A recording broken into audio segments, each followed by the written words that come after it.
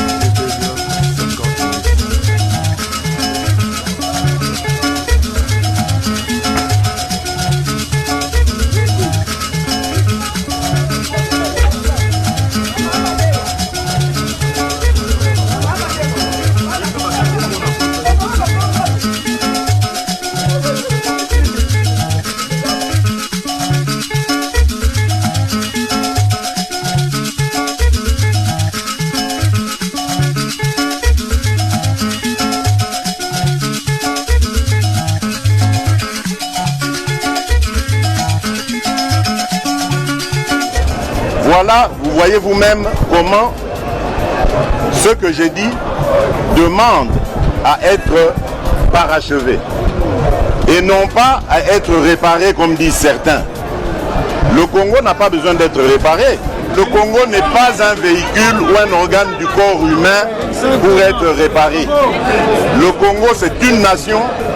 Le Congo, c'est un peuple qui a besoin de pain et de paix. Ce sont des déclarations malheureuses, populistes, qui n'aident pas en fait à la construction d'une nation où les gens vivent en cohésion et je trouve que c'est triste. Moi, je suis au Congo depuis 40 ans que je suis avec la population congolaise. J'ai construit des écoles en fabriquant des briques avec cette population. J'ai été chercher de l'eau à la rivière pour faire des pavements, des centres de santé avec cette population. On a été avec cette population dans toutes les difficultés. On a cultivé avec eux. Je les ai appris comment elles peuvent élever des poules, des chèvres pour subvenir à leurs besoins en santé. J'ai fait ça pendant 40 ans avec la population congolaise en République démocratique du Congo. J'ai toujours travaillé avec mes mains, avec ma tête en République démocratique du Congo. Et c'est malheureux de gens qui vivent en Europe, qui vivent avec les subventions de l'assistance sociale de l'Europe, qui n'ont pas d'adresse au Congo. Ils ont peut-être l'adresse de leur père, mais on ne connaît pas leur adresse physique au Congo. Puisse m'être moi qui vis au Congo, d'être le candidat de blanc. Je crois que le contraire serait vrai. Toute ma famille vit avec moi au Congo. Mes enfants ont étudié dans les écoles congolaises, les universités congolaises. Eh ben, je crois qu'il faudrait qu'ils revoient un peu leur discours par rapport à moi. Je suis le plus congolais de tous. Parce que je me bats pour qu'on puisse avoir un nouveau président de la République. Parce que le président sortant a montré ses limites, son incapacité à redresser ce pays, des promesses non tenues, à hypothéquer l'indépendance nationale et notre souveraineté. Et c'est un pouvoir qui est basé sur le mensonge d'État. On ne peut pas se permettre de continuer avec le régime et le président Tshisekedi pour les raisons suivantes. Voilà quelqu'un qui vous a promis de rétablir la sécurité, l'indépendance de ce pays. Nous nous retrouvons avec une indépendance jamais aussi compromise qu'aujourd'hui. C'est le pouvoir qui promet aux Congolais de leur permettre de voyager sur des avions parce qu'on a baissé le prix des billets, mais en bout de course, ce sont les avions qui disparaissent. C'est le pouvoir qui, dans un mensonge, dit « nous allons faire la gratuité de la scolarité », mais il a tué l'école. Nous sommes là aujourd'hui pour dire « stop ». Le mensonge, la crédibilité dont il pense avoir restauré dans ce pays n'existe que dans son camp et dans sa tête, et que quand vous vous promenez dans le Congo et que vous faites le tour du monde, le Congo est aujourd'hui un pays isolé, un pays en détresse qui mérite d'avoir des dirigeants compétents avec une vision forte pour le redresser. Ça, c'est une chose. La deuxième, considérer que face à un tel pouvoir, il faut un seul candidat pour le battre, c'est en fait alimenter le moteur de la fraude, où on veut faire croire aux gens que la présence de plusieurs candidats signifie que la fraude est validée.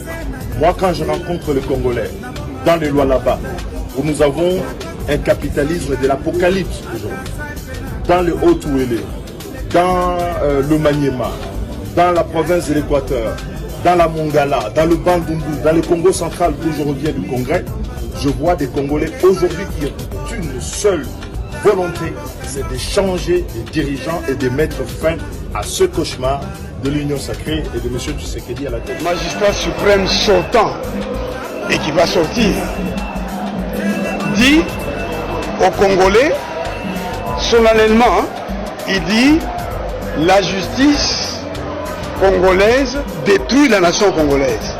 Pendant que lui est président de la République, il nous dit ça. Il nous dit voilà, écoutez, je suis magistrat suprême, d'accord, mais je n'y peux rien, la justice congolaise détruit la nation. Or, il n'y a pas d'intérêt de la société qui ne soit pas la justice. Alors, donc si la justice détruit la nation, c'est que le pays est détruit.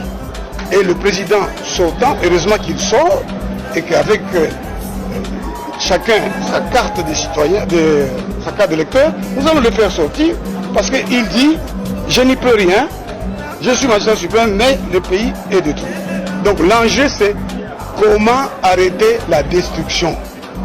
Et pour arrêter la destruction, il faut un homme juste, il faut un homme de bien, il faut un homme droit, il faut un homme capable, il faut un homme compétent. Mais je suis cet homme-là.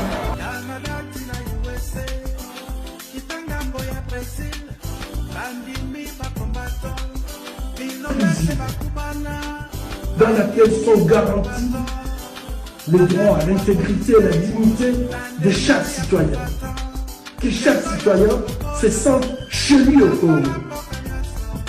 Et nous devons introduire la notion du genre dans cette intégration. Il sera aussi primordial d'assurer l'égalité des chances pour tous. 5 territoires. Et là, comment vous allez dire, il y a 145 territoires. Le président Sénat lobby budget est comme un souka. Il faut tomber caduc. Parce que ça y est, 145 territoires.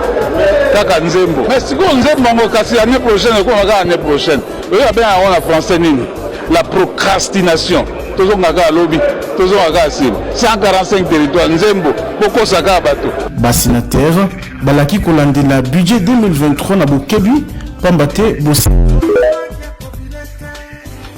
Que moi, les abandés qu'on a eu Balouba. Je me respecte. Les abandés qu'on a eu Balouba. Ceux qui ont dit ma conseiller, toi, va y vivre Mbongo, va Zaka Kabalou. Balouba. Otali ba ministre, il y a une personne qui va y vivre Mbongo, va Ngoto Balou. Balouba. Nicolas Kazadiazanan. Moulouba. Marcelin Bilombazanan. Moulouba. Jean-Claude Kabongwazanan. Moulouba. Bissel Eliazanan. Moulouba. Alors, biso to kobo babino ko bonzaba na IDPS. Ya na IDPS ko yebi bango. Yebi binote. Ibi. Tango bandeke uzobaka. Nana yeba ke bisele. Yebi ete. Nana yeba ki sanko tikabe. Ele no bango nde bakomi. Millionnaire du biso batolo tobunda bandakala toza na misala te bamosusu bafete o mwana na mutu awa peut-être aliaki ata Thomson te le premier mais bana na bango baza na bapoto bazokontinue na koyiba lisusu moto azalaki na ye didie na poto didie tiyo oyo adetourne 8 millions ya je ya francophonie tiyo iwana ye mpe Muluba oyebi makila mino mosusu bamelaka yango te babwakaka yango libasi c'est le temps de